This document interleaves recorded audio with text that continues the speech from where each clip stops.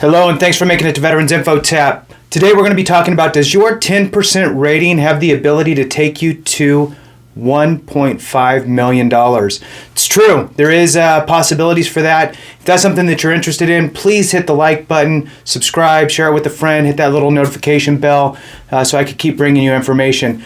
Now, one thing with this channel that I'm trying to do is really give you pretty much everything that comes to my mind as far as different things to understand the VA process, understand VA benefits that are out there, not just disability benefits, although that's going to be kind of the tip of the spear, but also state benefits or other things out there that may resonate or have some sort of bearing on our community, the veteran community. And really, if you've heard me say it before, and I really truly mean it, is if we don't take care of each other, something went wrong. And that could be, anything. It doesn't have to be a veteran specific thing. It's just knowledge and just helping each other out. So with that, let's go ahead and get into this.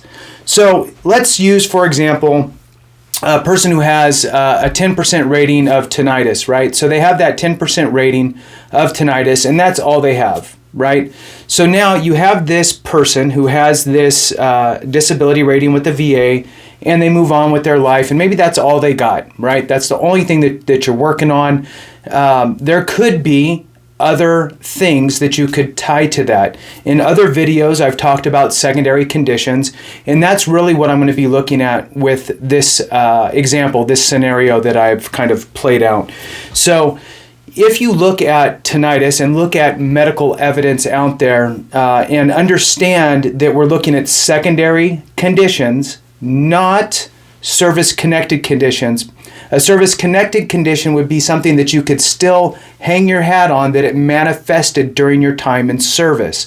So in this example, person has tinnitus, been 5 years have went by. Now you still have tinnitus. What else can you do with this 10% claim? This 10% claim could result in the person having horrible migraines, right? And then that could be a secondary condition. There is medical evidence that leads and shows that individuals with tinnitus could end up with migraine headaches as a result. In addition, there's also like adjustment disorders, anxiety, depression, sleeplessness, like insomnia. So all of those things can also tie around insomnia. So now you have two versions here. You have version A, which is a veteran who has tinnitus and just moves on with life, and that's their rating, and maybe depending on the state they live in, they can get some additional benefits, whatever, and they have this 10% rating. Veteran B actually listened to this video or got some additional information or understands a little bit more from just gathering additional information on kind of how the VA processes things. So now let's dive a little deeper into filing those secondary claims. So now obviously you would want to go to the doctor and get a diagnosis. Remember, in prior videos I've talked about the importance of filing a successful claim and what a successful claim actually entails. It entails three things, right? So it has your active duty time, your diagnosis, and a nexus. Now the nexus piece can either be a nexus to your time in service or a nexus to an existing service-connected condition, which would then be a secondary. So in this scenario, again, veteran has tinnitus, been out 5 years, started experiencing, we'll say, migraine headaches. So started experiencing these migraine headaches and goes to the doctor and gets a diagnosis for migraine, starts to take a medication for those. So the medication maybe kind of works. For me personally, they didn't really work.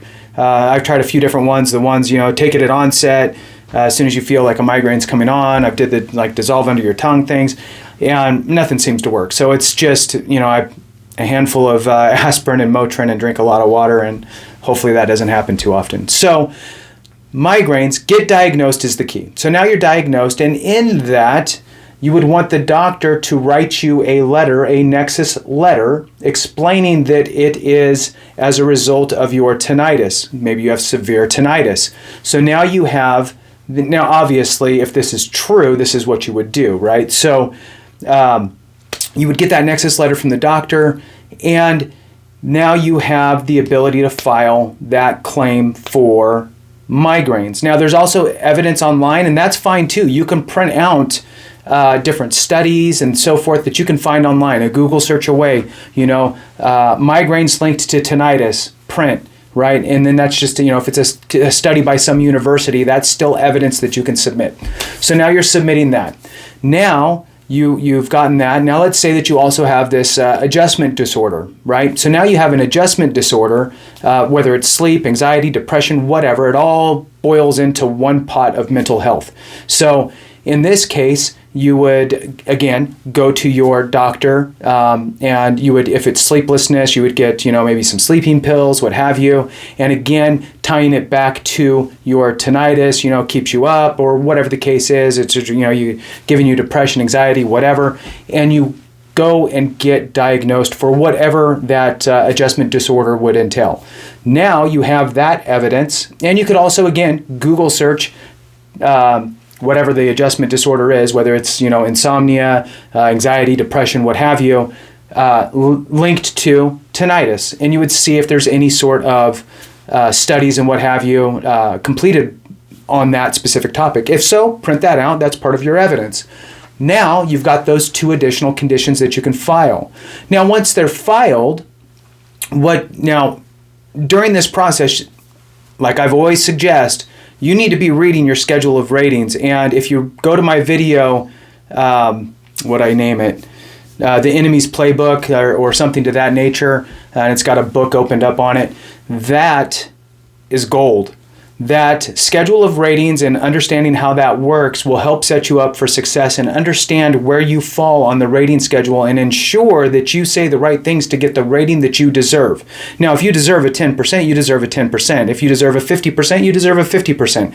But you need to know where you should fall so you're saying the right things to make sure you get the appropriate rating, so you don't feel like you need to come through on an appeal and what have you. So now, you've done all of that. You've had those conversations. You're reiterating the same things that you see in the rating schedule with your doctor. Boom, you submit your claim. Now you're going to the C&P exam, right? Here's where it's important. You got 10% for tinnitus. Now, if you have very frequent, completely just debilitating migraines, right? Like I have migraines that would lay on a horse, right? So you're humming yourself, in rocking in the bathroom with your head against the bathtub because it's cold, those types of migraines.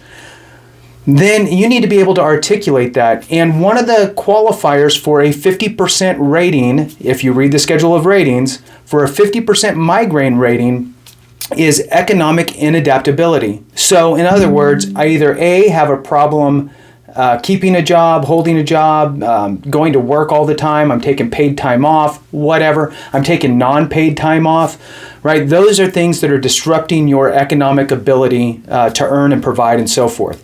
So now, if you meet that criteria, then you should be rated a 50% rating. So make sure that you're articulating the things you see off of the schedule of ratings.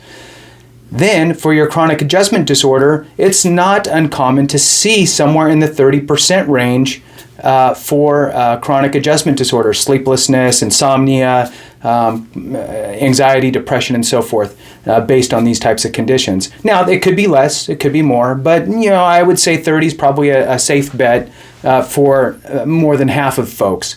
Now, if you walk out of there with your 10% tinnitus, a 50% for migraines, and a 30% for your chronic adjustment disorder, now you have a combined VA funny math rating of 70%. That 70% now would qualify you for TDIU. So if your migraines and your tinnitus and your sleeplessness and all of those things and anxiety and depression put you in a position where you really can't work steadily or at all, well, now you're ready for TDIU, and this is actually a qualifier because you have more than 2 ratings, you equal 70%, and one of your ratings would be at least 40%. So that, if you qualify, right, well, you qualify, if you get approved for it, Then what happens is you would be rated at 100% pay scale for TDIU. So your pay would be at 100%. In today's world, if you're married with one child, that's about $4,000 a month. Fast forward over 30 years, even without grossing it up, because this is tax-free money, if you have that benefit at 100% for 30 years, you're looking at almost $1.5 million in your pocket. Hey, if we don't take care of each other, something went wrong. Thanks and have a good one.